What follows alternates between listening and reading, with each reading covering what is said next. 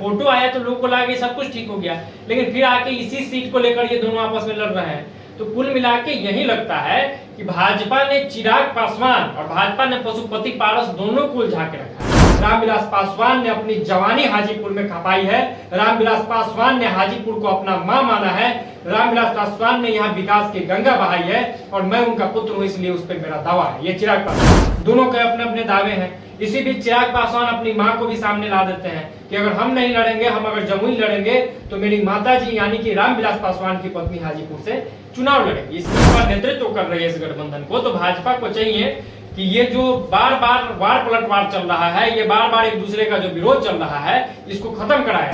नमस्कार, मैं कोमल, आप देख रहे हैं हमारा स्पेशल शो विश्लेषण। जैसा कि हम सब जानते हैं कि हाजीपुर में सीट को लेकर जंग जारी है। ऐसे में सवाल उठ रहा है, क्या चिराग पासवान और पशुपति पारस को बीजेपी ने उलझा रखा है? तो इसी पे हम बात करेंगे। हमारे साथ मौजूद हैं सहयोगी सिंह आदर्श जी। तो आपका इस पे क्या विचार है? देखिए, जब से एनडीए का बैठक हुआ है, पुनर्निर्माण किया गया है जिसमें नए नए और बड़े बड़े पार्टियों को जोड़ा गया है, उसके बाद से एक वहाँ फोटो वायरल होता है। उस फोटो में ये दिखता है कि चिराग पासवान पैर छूते हैं पशुपति पारस का और पशुपति पारस चाचा होने के नाते गले मिला लेते हैं। जिसके बाद राजनीतिक गलियारों में ये चर्चा का विषय बनता है कि पशुपति पारस और चिराग पासवान का दिल मिल चुका है और अब ये लोग साथ मिलकर लड़ेंगे। इस तरीके का माहौल बनता है। बाद में बाइट भी लिया जाता है, मीडिया सवाल भी करता है, तो उतनी तल्खी नहीं दिखती है जितनी तल्खी पहले दिखती थी। यानी कि पहले ये लगता था कि चिराग पासवान पशुपति पारस के जाने दुश्मन बन गए हैं राजनीतिक रूप से और पशुपति पारस चिराग पासवान के जाने दुश्मन बन गए राजनीतिक रूप से। दोनों एक दूसरे पर वार पलटवार करते रहते थे, दोनों एक दूसरे के खिलाफ बोलते रहते थे। कभी ये चिराग कहते थे कि पशुपति जी ने साजिश कर दिया, हमारे परिवार को तोड़ दिया, हमारे पार्टी को तोड़ दिया। तो कभी पशुपति पारस ये आरोप लगाते थे कि चिराग घमंडी है, उसने परिवार को तोड़ा है, उसके कारण पार्टी टूट गई। तमाम तरह से आरोप प्रत्यारोप का ये खेल चल रहा था। और उसके बाद जब ये फोटो वायरल होता है एनडीए के बैठक से नरेंद्र मोदी के मौजूदगी में, इस तरीके का दृश्य देखने को मिलता है, तो एक उम्मीद जगती है कि शायद अब जो राष्ट्रीय लोक जनशक्ति पार्टी है और जो लोजपा रामविलास है, वो दोनों एक फोरम पे आ जाएगी या फिर दोनों का साझा विचार हो जाएगा। एक साथ सोच के ये लोग आगे बढ़ेंगे।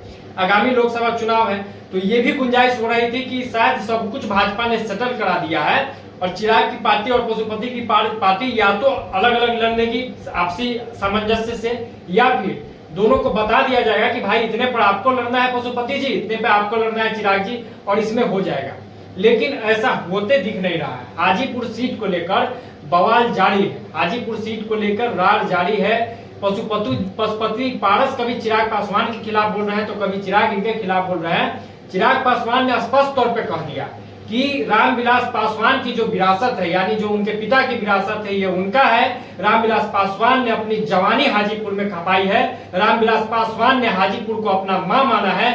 रामविलास पासवान ने यहाँ विकास की गंगा बहाई है और मैं उनका पुत्र हूँ, इसलिए उस पर मेरा दावा है। ये चिराग पासवान का कहना है। तो वहीं पशुपति पारस का ये कहना है कि मेरे भाई ने यहाँ पे मेहनत किया है और मेरे भाई ने उंगली पकड़ के मुझे राजनीति के शिखर तक पहुंचाया है और उन्होंने कहा था कि आप ही को यहाँ से चुनाव लड़ना है, यानी पशुपति को ही चुनाव लड़ना है। दोनों के अपने अपने दावे हैं। इसी बीच चिराग पासवान अपनी मां को भी सामने ला देते हैं कि अगर हम नहीं लड़ेंगे, हम अगर जमुई लड़ेंगे तो मेरी माता जी यानी कि रामविलास पासवान की पत्नी हाजीपुर से चुनाव लड़ेंगी। इस बीच तो मैं यही पूछने जा रही थी, क्या दोनों के साथ भाजपा गेम करने जा रही है?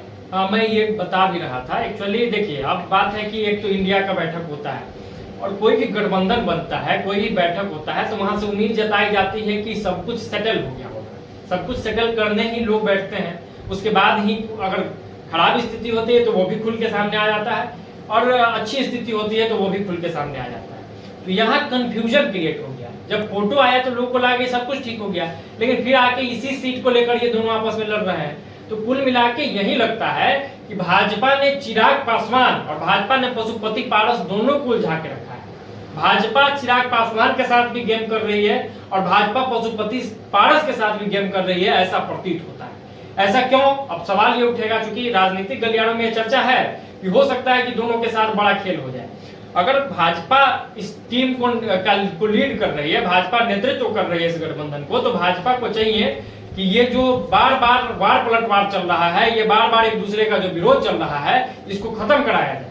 इसको शांत कराया जाए। आप ही के गठबंधन के लोग आपस में लड़ रहे हैं, एक चाचा है एक भतीजा है, क्या मैसेज जाएगा? तो ये राजनीतिक रूप से भी बहुत सही चीज नहीं है। तो इससे स्पष्ट तौर पर ये बातें सामने आ रही है कि भाजपा की कुछ और मानसा है।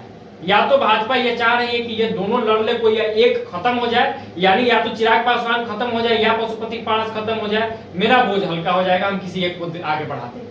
या फिर भाजपा ये चाह रही है कि दोनों इतना लड़ ले कि दोनों के पास कोई गुंजाइश नहीं बचे और अंत में पूरी पार्टी ही भाजपा में विलय कर जाए। भाजपा के पास छोटा दिमाग नहीं है। बार बार ये कहा जाता है कि भाजपा के पास वो राजनीतिक चाणक्य है। बार बार ये कहा जाता है कि भाजपा एक प्राइवेट लिमिटेड कंपनी के फॉर्मेट पे काम करती है, यानी कि ये हमको आरोप नहीं लगा रहे, यानी कि वहां 24 घंटे काम करने वाले लोग हैं। तो वो लोग इसी पे दिमाग लगा रहे हैं। और इस पूरे खेल में मुझे जहां तक लगता है, हमारा जो विश्लेषण है, हमारी जहां तक राजनीतिक समझ है, उस अनुसार भाजपा चिराग पासवान और पशुपति पारस को इस पूरे गेम में उलझा के रखी है। और ऐसी स्थिति आ जाएगी कि अंत तक ये लोग फैसला लेने की स्थिति में भी नहीं रहेंगे और भाजपा जो कहेगी इनको करना पड़ेगा। कुल मिला के ये बात है कि अगर समय रहते पशुपति पारस और चिराग पासवान नहीं चेतते हैं तो भाजपा मोहरा की तरह चिराग पासवान का भी इस्तेमाल करेगी और पशुपति पारस का भी इस्तेमाल करेगी।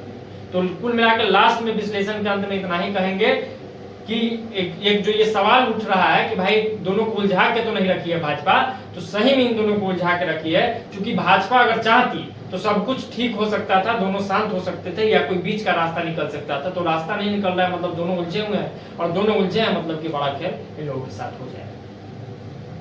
तो आज का विश्लेषण हम यही समाप्त करते हैं। धन्यवाद। आप अपना विचार कमेंट बॉक्स में जरूर बताएं।